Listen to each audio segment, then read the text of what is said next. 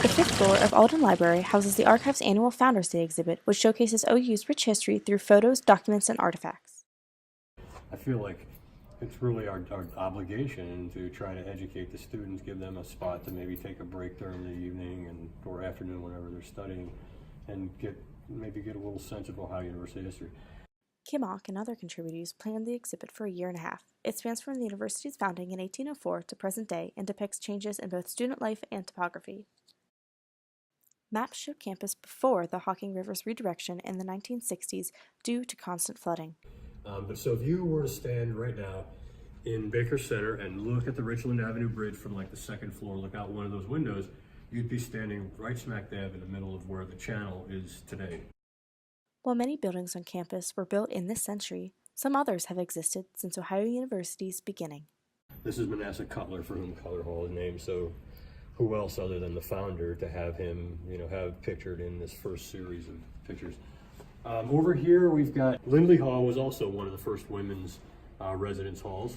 A lot of people don't know that it was a residence hall. Now it's sort of an office building, but really very intricate. As you can see, the front was great. There's stories about how, because men and women couldn't visit each other's dorms, so there's stories about how women would go out on the balcony and men would serenade them.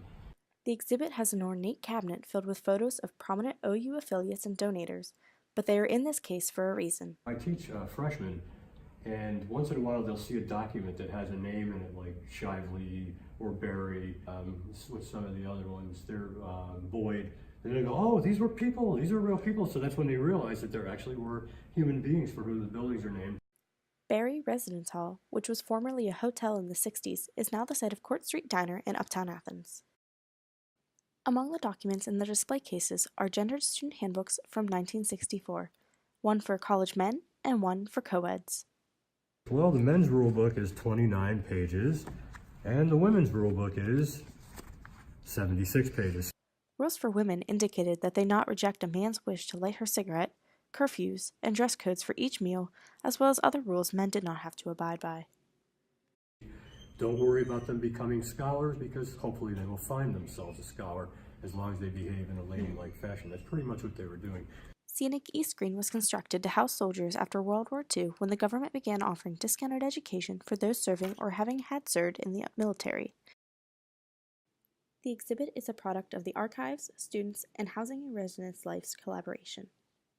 It's like any piece of art, it always changes while you're doing it, while you're working on it. This is going to change. The thing that you guys are doing right here is probably going to be different than the way you started it, right? For OU Digital Media, I'm Madeline Butina.